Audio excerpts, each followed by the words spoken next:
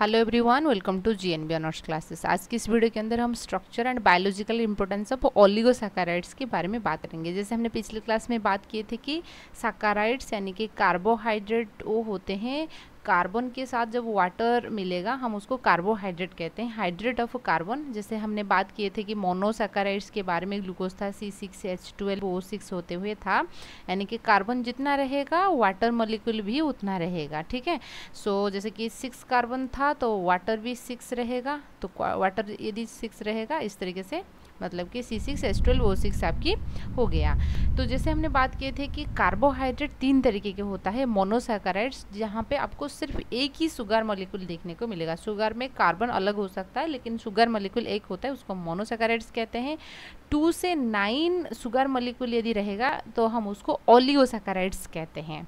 आज हम ओलिगोसैकेराइड्स के बारे में बात करेंगे। ठीक है, सो अब हम बात करेंगे what is oligosaccharides. Oligosaccharides are the small carbohydrate. Small carbohydrate होता है, उसमें आपको कार्बोहाइड्रेट 2 देखने को मिल सकता है, 2 शुगर भी देखने को मिल सकता है, 3 शुगर भी देखने को मिल सकता है, 4 अप टू कितना देखने को मिलेगा ना, 9 शुगर देखने को मिलेगा। तो स्मॉल कार्बोहाइड्रेट होता है।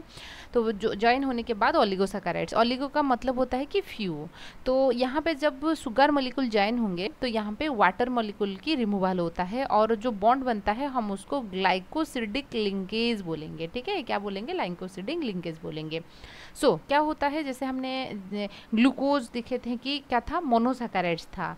यदि आपने ग्लूकोज मॉलिक्यूल्स को इस तरीके से हम क्या करेंगे, ज्वाइन करेंगे, मान लीजिए ये एक ग्लूकोज मॉलिक्यूल हो गया और ये दूसरा ग्लूकोज मॉलिक्यूल्स हो गया, तो यदि हम उसको ज्वाइन करेंगे, पहला ग्लूकोज की ये ग्लूकोज नंबर 1 हो गया, ठीक है, 1 ग्लूकोज नंबर है, ये ग्लूकोज नंबर 2 है, और 1 2 3 ये 4th है, 4th कार्बन है, ये 5th कार्बन है। यहाँ पर भी ऐसे 1 2 3 4th 5th रहेगा। तो पहला ग्लूकोज की आप जैसे देख सकते हो कि पहला यहाँ पे ये इन्वॉल्व हो रहा है एंड सेकेंड ग्लूकोज की 4th कार्बन इन्वॉल्व हो रहा है, तो बॉन्ड कुछ इस तरीके से बनेगा। ठीक है, हमेशा ज़रूरी नहीं है कि ऐसे बनेगा, तो मैक्सिमम केस में इस तरीके से बॉन्ड बनता है। जैसे एग्जाम्पल हो गया माल्टोज, 2 ग्लूकोज यूनिट मिलने के बाद माल्टोज बनते हैं। पहला ग्लूकोज की फर्स्ट कार्बन यूज होता है, सेकेंड ग्लूकोज की 4th कार्बन यूज होता है। ठीक है, माल्टोज, तो माल्टोज जो होता है एक रिड्यूसिंग शुगर होता है। रिड्यूसिंग शुगर हम क्यों कहते हैं, क्योंकि जो सेकेंड ग्लूकोज की जो पहला कार्बन में अल्डिहाइड ग्रुप रहेगा वो तो फिर क्या है, मतलब कि वो कोई भी सॉल्यूशन, बेनेडिक सॉल्यूशन या फेलिंग सॉल्यूशंस के अंदर कॉपर के कलर को तो चेंज कर लेगा, क्योंकि उनके पास फ्री ग्रुप है, फ्री अल्डिहाइड ग्रुप है, तो इसलिए। ठीक है, तो यदि हम बात करेंगे टाइप्स ऑफ ओलिगोसैकेराइड्स, तो कितना है, कितना शुगर मॉलिक्यूल इन्वॉल्व हो रहा है उसके अकॉर्डिंग हमने डाइसैकेराइड, यदि 2 शुगर मॉलिक्यूल इन्वॉल्व होगा डाइसैकेराइड्स, 3 रहेगा तो ट्राइसैकेराइड्स। हमने आज हम डिस्कस जो करेंगे ज़्यादातर डाइसैकेराइड्स मोस्टली अबाउंडेंट होते हैं, उसके बारे में डिस्कस करेंगे।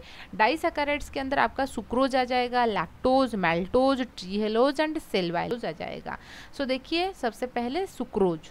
सुक्रोज जो होते हैं, जो टेबल शुगर होते हैं, हम जो चीनी लेते हैं टेबल शुगर है वही सुक्रोज होता है, और शुगर केन के अंदर, ठीक है, it is a non reducing sugar. याद रखिए, उनमें कोई फ्री अल्डिहाइड ग्रुप आपको देखने को नहीं मिलेगा। ठीक है, does not have the free aldehyde और ketone group, derive from the sugar cane, so it is, उसको हम टेबल शुगर कहते हैं। यहाँ पर जो बॉन्ड बनता है ग्लूकोज, तो सुक्रोज कैसे बनी हुई है, ग्लूकोज एंड फ्रुक्टोज मिलने के बाद ग्लूकोज अल्डिहाइड ग्रुप होता है, कीटोन एंड फ्रुक्टोज जो होता है उसमें कीटोन ग्रुप पाया जाता है।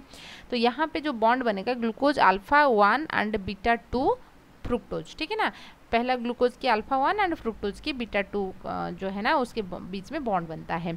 तो सुक्रोज के बारे में ये चीज़ आपको याद रखना है। उसके बाद हम बात करेंगे माल्टोज के बारे में। माल्टोज जो होते हैं, यहाँ पर 2 ग्लूकोज रेसिड्यू ज्वाइन रहता है, 2 ग्लूकोज, ग्लूकोज प्लस ग्लूकोज मिलने के बाद 2 ग्लूकोज मिलेगा तो हम उसको माल्टोज कहेंगे। ग्लाइकोसिडिक लिंकेज होता है, 1,4 ग्लाइकोसिडिक लिंकेज होता है। ठीक है, अच्छा, तो ये हो गया आपकी सुक्रोज उसके बारे में। फिर हम बात करेंगे उनकी बायोलॉजिकल इंपॉर्टेंस क्या होता है। सुक्रोज एक डाइसैकेराइड्स होता है और ये जो होता है ना, ये फाइनल प्रोडक्ट होता है फोटोसिंथेसिस। यदि अपने प्लांट की बात करेंगे, प्लांट में फोटोसिंथेसिस में आपको फोटोसिंथेसिस यानी कि प्रकाश संश्लेषण जो होता है, ठीक है ना, फोटोसिंथेसिस में आपको क्या मिलता है, C6H12O6। ठीक है, सो जो मतलब कि ग्लूकोज एंड जो फोटोसिंथेसिस होने के बाद ये कन्वर्ट हो जाएगा सुक्रोज को, क्योंकि सुक्रोज जो होता है वो मूव कर सकता है, समझ रहे हो ना, ये मूव कर सकता है, इसलिए final product glucose and sucrose जो होता है फाइनल प्रोडक्ट होता है। ये सर्कुलेटरी शुगर होता है, ठीक है ना, मतलब कि पूरा का पूरा प्लांट बॉडी के अंदर सर्कुलेट करने के लिए, क्योंकि प्लांट क्या करेगा ना, जितने फोटोसिंथेसिस में जितने भी प्रोडक्ट बना रही हैं कुछ तो खुद ही यूज़ करेगा, क्योंकि प्लांट खुद जिंदा रहने के लिए, खुद ग्रोथ करने के लिए उनको भी तो एनर्जी की ज़रूरत होता है ना, जो प्लांट के लिए ज़रूरत होता है वो कन्वर्ट हो जाएगा सुक्रोज को, जो वो बचा के रखता है दूसरे एनिमल के लिए, दूसरे ऑर्गेनिजम्स के लिए, वो स्टार्च को कन्वर्ट हो जाएगा, समझ में आए ना। क्योंकि ऐसा नहीं कि फोटोसिंथेसिस में जितने एनर्जी मतलब कि प्रोड्यूस हो रहा है सब कुछ वो हम लोग खा लेंगे, ऐसा नहीं है, प्लांट को खुद को जिंदा रहने के लिए भी तो कुछ खाना की ज़रूरत होता है ना, कुछ एनर्जी की, तो इसलिए वो सर्कुलेटरी शुगर जो होता है वो सुक्रोज होता है। यहाँ से क्वेश्चन पूछा जाता है, ठीक है, याद रखिए सर्कुलेटरी शुगर क्या होता है प्लांट के अंदर, वो होता है सुक्रोज। लेकिन जो स्टोरेज शुगर होता है, जो स्टोर करके रखेगा, वो होता है आपकी स्टार्च, समझ में आए ना। अच्छा, तो उसके बाद हम बात करेंगे एक डाइसैकेराइड्स होता है लैक्टोज, वो जो कि लैक्टोज एंड ग्लूकोज के मिल के बने हुई हैं। लैक्टोज होता है तो मिल्क शुगर होता है, मिल्क में पाया जाता है, तो ऑब्वियसली ठीक है, तो मेजर एनिमल एनर्जी सोर्स होता है, हम मिल्क को कंज्यूम करते हैं, तो ये लैक्टोज हो गया।